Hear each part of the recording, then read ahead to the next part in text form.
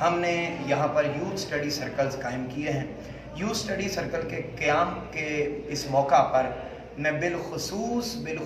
مبارکباد پیش کرنا چاہوں گا محترم ملک عامر سنبلی صاحب جو صدر ہیں ہمارے منہاج یوتھ لیگ ڈسٹرکٹ خوشاب کے، ان کے ساتھ محترم عمران قادری صاحب جو سیکرٹری انفارمیشن ہیں منہاج یوتھ لیگ ڈسٹرکٹ خوشاب کے، اور ان کے ساتھ محترم حسنین رضا صاحب جو ہمارے جنرل سیکرٹری ہیں منہاج یوتھ لیگ ڈسٹرکٹ خوشاب کے۔ ان تمام نوجوانوں کو اور ان کی پوری ٹیم کو مبارکباد پیش کرتا ہوں۔ بالخصوص جب ہم نے صبح سفر شروع کیا تو سفر ہم نے قائد آباد سے شروع کیا، پھر نورپور تھل گئے اور دور دراز علاقوں میں جہاں پر آج بھی پرانی روایات اور پرانے کلچر کے تحت لوگ اپنی زندگی بسر کر رہے ہیں، وہاں پر ہم پہنچے اور وہاں پر بھی ہم نے یوتھ سٹڈی سرکل قائم کیا، اور بالآخر ہم ڈسٹرکٹ خوشاب کی جو تحصیل خوشاب ہے اس وقت ہم اس کے مرکزی آفس میں موجود ہیں، اور یہاں پر ہم نے نوجوانوں کی تنظیم نو بھی کی اور یوتھ سٹڈی سرکل بھی قائم کیا۔ معزز ناظرین، میں انتہائی اختصار کے ساتھ ان نوجوانوں کی موجودگی میں آپ سب دوستوں کے سامنے یہ بات رکھنا چاہتا ہوں کہ یہ یوتھ سٹڈی سرکل ہم کیوں قائم کر رہے ہیں اور اس کی ضرورت اور اہمیت کیا ہے۔ یاد رکھیے، امت مسلمہ اس وقت اسلام کو آئے ہوئے 1450 سال بیت گئے، اور 1450 سالوں میں اسلام کی تاریخ کا اگر آپ مطالعہ کریں تو 1000 سال سے زیادہ وقت مسلمانوں نے پوری دنیا کے اندر حکومت کی، اور اس پوری دنیا کے اندر حکومت کرنے کی بنیادی وجہ یہ تھی کہ مسلمانوں کا کتاب کے ساتھ بڑا گہرا تعلق تھا۔ وہ علم کے میدان میں انتہائی آگے تھے، وہ علم کے پیامبر بن کر، اور وَعَلَّمَ آدَمَ الْأَسْمَاءَ كُلَّهَا، اللہ رب العزت نے جب حضرت آدم علیہ السلام کو تمام چیزوں کے علم سکھا دیا اور نام سکھا دیے، تو علم کی ابتدا حضرت آدم علیہ السلام کی تخلیق کے ساتھ ہی کر دی گئی تھی۔ اس سبق کو جب تک امت مسلمہ نے اپنائے رکھا، پوری دنیا کے اندر حکمرانی کرتی رہی، اور پچھلے کئی سالوں سے امت مسلمہ کتاب سے دور ہو گئی، علم سے دور ہو گئی،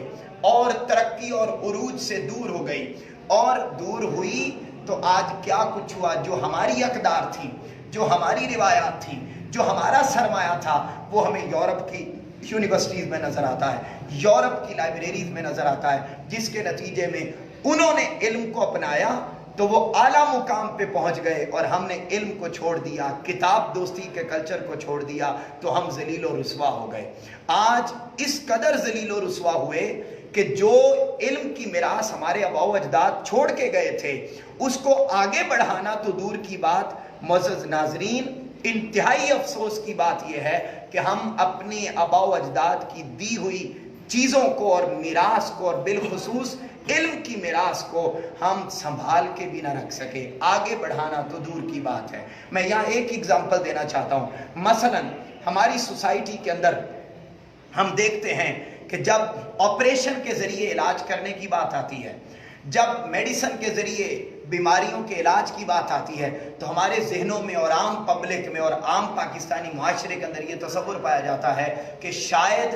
یہ آپریشن کے ذریعے علاج کرنا یہ غیر مسلموں کی ایجاد ہے، یا سوسائٹی کے اندر جتنی ترقی پائی جاتی ہے سائنس کے میدان میں، جتنی ترقی پائی جاتی ہے علم کے میدان میں، جتنی ترقی پائی جاتی ہے ٹیکنالوجی کے میدان میں، شاید یہ ساری کی ساری ترقی غیر مسلموں نے دی ہے۔ معزز ناظرین، ایسا نہیں ہے۔ یہ بدقسمتی ہے کہ ہماری پوری کی پوری قوم اپنے شاندار ماضی سے عدم واقفیت کا شکار ہو گئی۔ آپریشن کے ذریعے علاج کرنا، یہ آپریشن کے ذریعے علاج، میں ایک اگزامپل دے رہا ہوں، ورنہ آپ پورے 1000 سالہ اسلامی تاریخ کو اٹھا لیں، اور اگر کسی نے اس بات کو ڈیٹیل کے ساتھ پڑھنا ہو تو وہ شیخ الاسلام ڈاکٹر محمد طاہر القادری کی ایک کتاب ہے مقدمہ سیرت الرسول، جو انہوں نے 14 جلدوں پر سیرت الرسول کے موضوع پر کتاب لکھی۔ اس کی جو پہلی جلد ہے، آپ اس کا چیپٹر نمبر 3 اور 4 پڑھیں، آپ کو اندازہ ہوگا کہ مسلمان کس قدر تابناک ماضی کے حامل تھے۔ مسلمانوں نے جو پوری دنیا کے اندر حکومت کی، مسلمانوں نے پوری دنیا کے اندر جو راج کیا، وہ صرف اور صرف علم دوستی، کتاب دوستی کے کلچر کے ذریعے کیا، اور ہر صدی کا جو ٹاپ ڈاکٹر ہوتا تھا، ہر صدی کا جو ٹاپ انجینئر ہوتا تھا، ہر صدی کا جو ٹاپ کیلیگرافسٹ ہوتا تھا، ہر صدی کا جو ٹاپ ہر فیلڈ میں ماہر ہوتا تھا، وہ ہر صدی کا مسلمانوں میں سے ہوا کرتا تھا، صرف اس وجہ سے ہوا کرتا تھا کہ انہوں نے کتاب کو اپنا اوڑھنا بچھونا بنا رکھا تھا، کتاب کے ساتھ محبت کر رکھی تھی، اٹھتے چلتے پھرتے وہ کتاب کو اپنے ساتھ رکھتے تھے۔ معزز حاضر ناظرین، بات یہ عرض کرنا چاہتا ہوں کہ ابو القاسم زہراوی وہ مسلمان سائنسدان تھا اور مسلمان ڈاکٹر تھا جس نے آپریشن کے ذریعے علاج کرنا سکھایا۔ یہ تو میں نے ابھی صرف ایک آپ کو علاج کی بات بتائی، علاج بالدوا ہو یا علاج بالجراحت ہو، آپریشن کے ذریعے علاج کرنا، یہ سارے طریقے علاج کے بھی مسلمانوں نے سکھائے۔ اسی طریقے سے ہر میدان میں مسلمانوں کے بڑے بڑے نامور نام نظر آتے ہیں۔ یہ بڑے بڑے نام اور دنیا کو رہنمائی دی تو نوجوانوں اور امت مسلمہ کے لوگوں نے تب تک دی جب تک کتاب کے ساتھ اپنا رشتہ اور ناطہ جوڑے رکھا۔ منہاج یوتھ لیگ نے پورے معاشرے کے اندر دیکھا، شیخ الاسلام ڈاکٹر محمد طاہر القادری نے بالخصوص اس سوسائٹی کے اندر جس میں انتہا پسندی تھی، جس میں جہالت تھی، جس میں تنگ نظری تھی، جس میں شدت پسندی تھی، اس معاشرے کے اندر رہ کر 1200 سے زائد کتابیں فقط اس لیے لکھیں کہ اگر پوری قوم اور پوری امت پھر سے عروج چاہتی ہے تو اسے علم اور کتاب دوستی کے کلچر میں آنا ہوگا۔ منہاج یوتھ لیگ کی مرکزی ٹیم نے شیخ الاسلام ڈاکٹر محمد طاہر القادری کے افکار کے نتیجے میں اس بات کو دیکھا،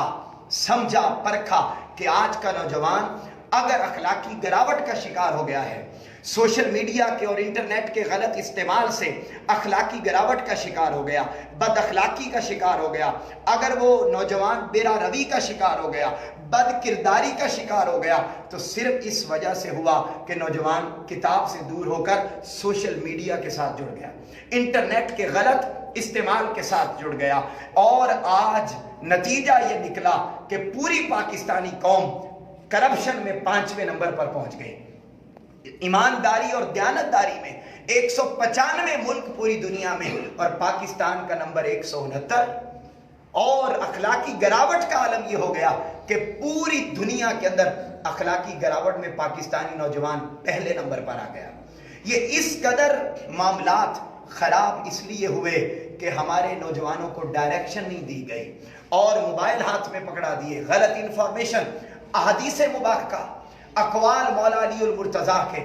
من گھڑت بنا کر غلط انفارمیشن سوسائٹی کے اندر پریویل ہو رہی ہیں، جس کی وجہ سے نظریات تباہ ہو رہے ہیں، فکر تباہ ہو رہی ہے، علم تباہ ہو رہا ہے، اور پوری کی پوری معاشرے میں یہ ساری چیزیں اصل روح ختم ہو گئی اور اس کی جگہ پہ عجیب و غریب قسم کے نظریات پروموٹ ہونا شروع ہو گئے۔ منہاج یوتھ لیگ نے